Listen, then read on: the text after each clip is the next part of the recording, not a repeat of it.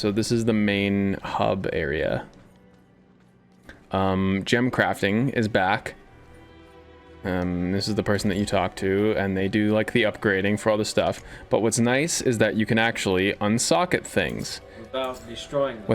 Without destroying them, yes.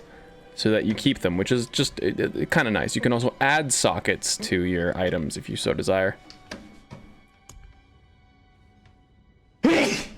You can upgrade your jewelry as well, which is pretty cool. Like you're getting up there. I think I'm like mid-level. What level am I? No, or yeah, about mid-level. Here's what the ability tree looks like for the sorcerer. There's like with every single class there are like I think like 3 different builds, maybe 4 different builds, and like also different types of those builds, you know what I mean? Oh fuck, you know what would be better? Well, so like there's so much variety. Oh, so check this out. So there's a new thing that you can add. So if you take an item and you put it in here, you have like these things called like codexes of power, which are things that you get for completing dungeons. Oh, I don't think I have any of those. Aspect from invent. I don't know what that is. Say if I were to take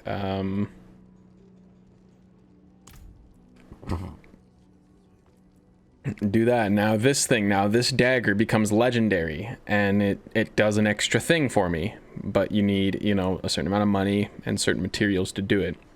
But it's nice that like normally dungeon crawling is just for loot, but now each dungeon, each little thing that you go into will give you one of these once you complete it. Every single one of them gives you one of these.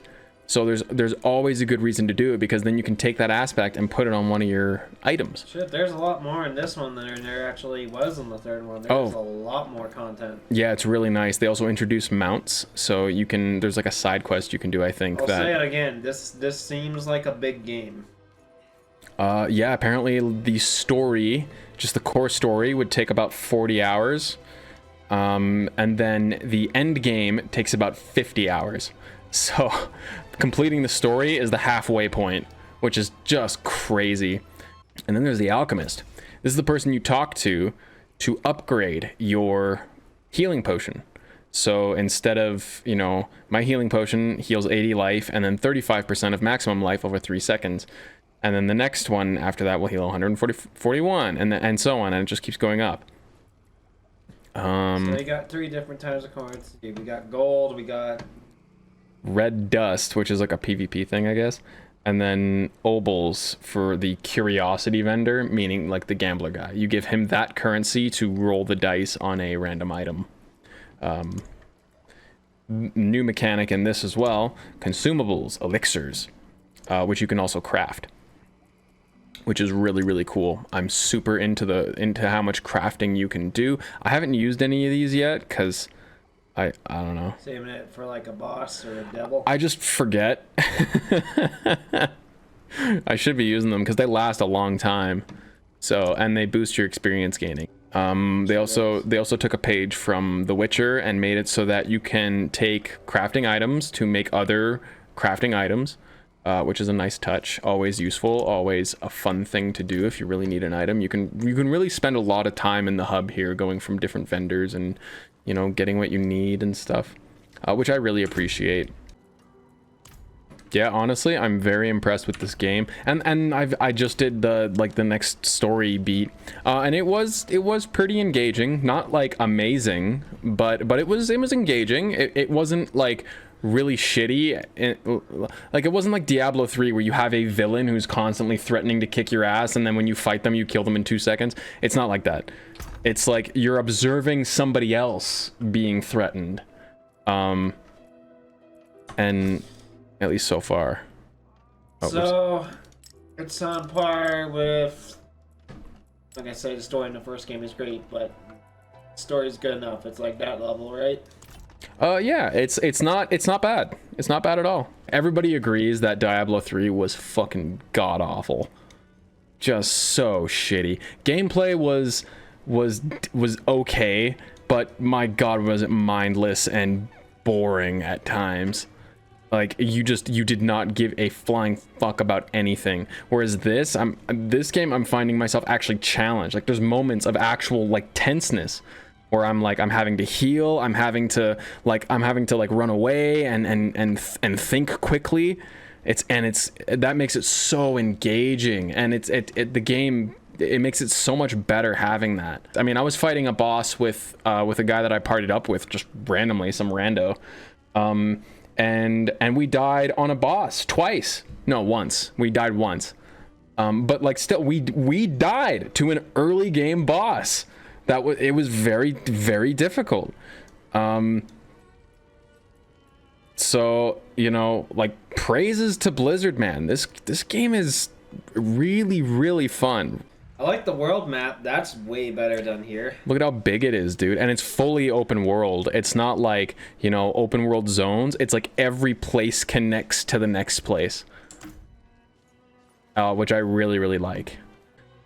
Something I did notice early on is, like, some of the early side quests are a little vanilla, not super interesting.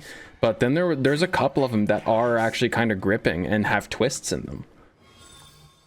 Are they rewarding at least? I mean, they give you the usual stuff. So gold items. You'll fight a big guy who drops stuff. I mean, you know, typical stuff. Also, this book he's holding, it's not magical. I just like to do crossword puzzles sometimes. Yeah, I'll be wandering around because it's like, you know, I need something to keep my mind occupied. Oh, that's fucking cool. I know, right?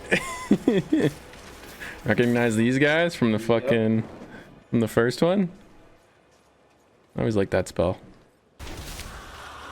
Like, there's enough content in this game, just as the base game, for it to be justified, or for it to justify, like, the purchase price. Like, there's so much to do just right out the gate, and then they're going to introduce a whole bunch of shit with seasons. I've heard people say that, like, it feels like the story still has more places to go, and people are theorizing that the seasons are all going to involve, like, story stuff. What the heck are those red things?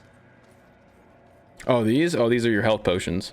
So it's like, if you use a health potion, you'll pick these up. These spawn a little often. You can't pick them up and put them into, like, a stash or something? No, you can only hold 5 at once, or you actually start out only holding 4, which is part of where the challenge comes from. Like the first one, you have to fucking go back to town and... No, you pick them up along the way. Like, enemies will drop them all the time. But when you're fighting a boss, that's where your health potions, like, that's when the resource management really shines. Because you can't just spam your health potions and just sit here and click. You will die. You do need to think about it. You do need to, like, you need to do what's called kiting, where it's like you kind of run away and, like, turn and shoot, like, yeah, and that kind of thing. And even then you'll still die, because there's a dodge mechanic now. You can dodge things. So, and you have to do that with certain bosses. I just like going around and killing shit. It's like, this game does it so well. It makes it so satisfying. The sound design is really good in this. Like, I describe it as crispy. It's like, you know, it's like the crust on fried chicken. That's the level of crisp that this audio is. It is so good. I'm so impressed with this game, dude. It is so much fun.